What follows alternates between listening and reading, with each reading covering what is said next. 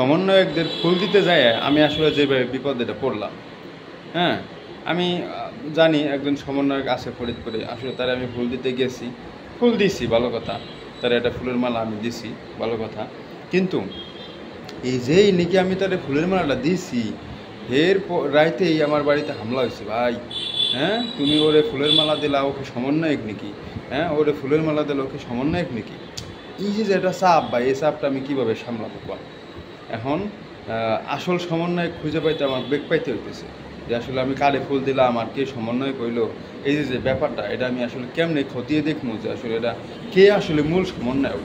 আমরা মূল সমন্বয় কিন্তু আসলে চিনতে পারতেছি না, আসলে যে জেলা পর্যায়ে যারা মূল সমন্বয়ক আছে এরা আসলে কে আসলে মূল সমন্বয়ক, কে আসলে প্রথম মিছিলটা টান দিছিল, কার সভাপতিত্বে আসলে প্রথম মিছিলটা হয়েছিল।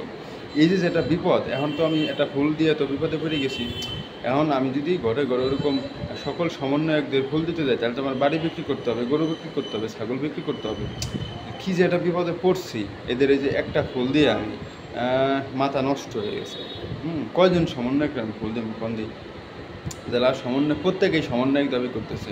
হ্যাঁ, যে আমারে ফুল দিল না ভাই, ওরে ফুল দিল কেন, ওকে সমন্বয়ক নাকি?